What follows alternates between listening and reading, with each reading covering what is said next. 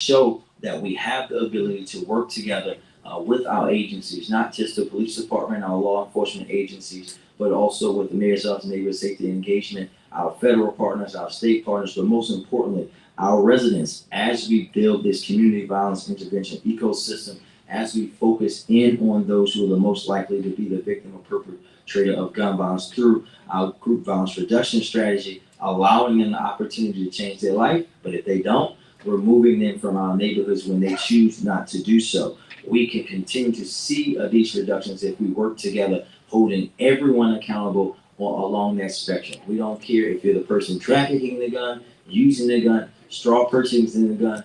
Everybody has to be held accountable. Manufacturing guns in ways that we know are irresponsible, like ghost guns that end up on our streets in Baltimore.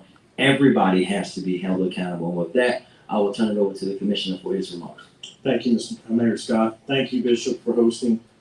Thank you all for being here. I am Richard Worley. I was born and raised in Baltimore, grew up in Pigtown. I lived in Brooklyn for 12 years. I came up through the department. I worked every single rank. I started out as an officer in the Western District, made it up to major of the Northeast District, and then I worked my way up to the acting commissioner. I've seen what works and what doesn't work in Baltimore. I lived through some really bad areas with zero tolerance. It never worked. It alienated the community, and we are still fighting to win the community back. That is my number one priority, to enhance community trust, to completely implement the consent decree, and to come out of the consent decree before I leave the agency. Also improve our staffing. We are down over 540 officers, over 1,000 officers down from 2013, and to continue our increased crime reduction. One of the biggest things that I did in the Northeast, I was able to connect with the community because I communicated with them on a regular basis, and I was honest. I told them when we messed up. I told them when we did well. We mess up, you fix it, you move forward, and I'm going to do the same thing as the commissioner. I'm going to be straightforward and honest, as I was in the very first Brooklyn hearing.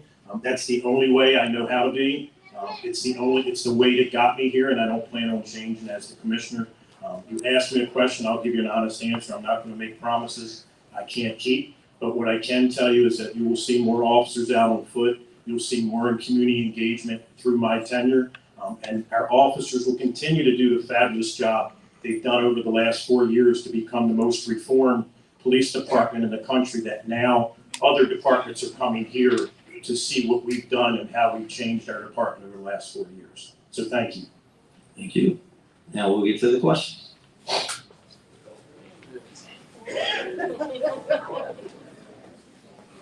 Shorty?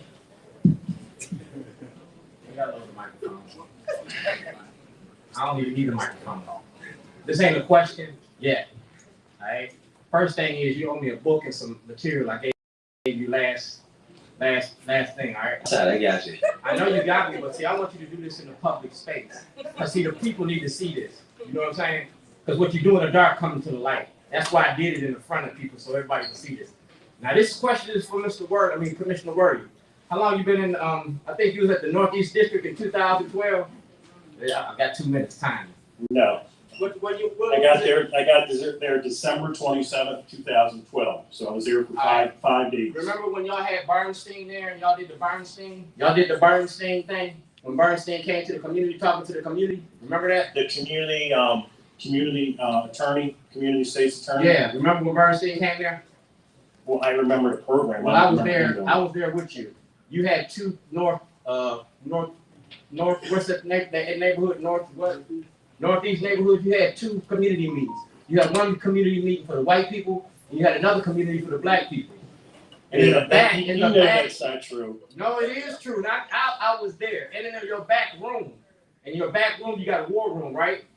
In the back right-hand corner, you got a war room. No. In that war room, you had all kind of gang members and things of that nature that was on your board. Now, I wasn't the only one there. James MacArthur was there, Leo Zimmerman was there, and so was Pine. You feel me? So I need that paperwork, and I need you to do your job, not to separate these people. What you say and what you do is two different things, and I'm going to be on you. You know that's simply not true. There was no separate meeting. One thing I don't do is lie. Okay. All right. One thing I don't do is lie. Okay.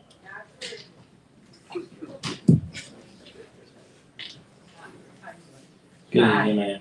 I would like You to, didn't tell them where my paperwork at. I'm gonna give it to, sure you know I'm gonna give you a paper. Go ahead, man. Hi, my name is Amanda. I'm here to try to remind everybody, including especially you, Mr. Mayor, why, the, police department is under a consent decree right now. After our children, bravely rose up when they were provoked to say, I'm tired, it's enough. The Justice Department investigated, and this is what they found at the consent decree, for the consent decree. At the press conference, they said providing policy service in many parts of Baltimore is particularly challenging where residents and officers regularly confront complex social and economic challenges rooted in poverty, racial segregation, deficient education, unemployment, and housing opportunities. They continued by saying, BPD engaged in a pattern of practices and violate the constitutional rights of the residents of Baltimore. So, 1 minute, okay. So this is what I'm here to say. This is why we have a police department. At the University of Baltimore School of Law, they had a symposium called 400 Years of Slavery in the Criminal Justice System. This police department is not here to serve and protect us. What we need to do, this is why we're here. What we need to do is to build wealth in our own communities, just as the Justice Department says, not by policing, but by and basically cease building wealth for our oppressor by continuing to commodify our bodies through the prison industrial complex. Amen. And so I wish I had more time, but I also just real quickly, if I could just say I would like to talk to you in person or whatever about the Hopkins Police Department and how I was met with racist vitriol when I was the president of Hopkins about it. So just wanted to, so there's more, but. Yes, ma'am. Thank you very much. I love Baltimore. It's a great place.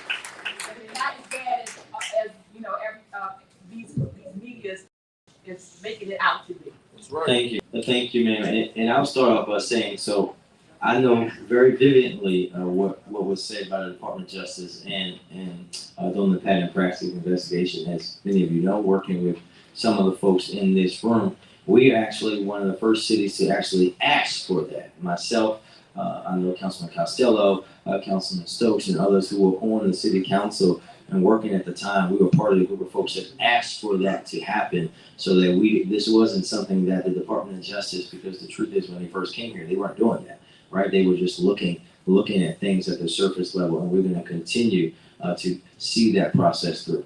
Yes, sir. Thank you for having me. First of all, my name is Lloyd Murphy.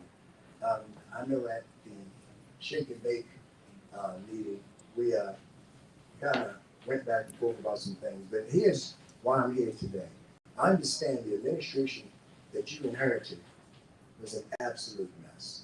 All right, so with that being said, listen, man, we're not against you, right? But we are tired of the continuing things. It just goes on. It's just so repetitive. Is that we're frustrated, right? So I'm going to ask you and Commissioner Worley, right, to please just do one thing. Be true to the folks that you serve. And I promise you, we'll be with you the whole time, all right? Thank you so much. Yes, sir. Thank you. And listen, we appreciate that. We all know what the world was like on December 8th, 2020, when I took office, right?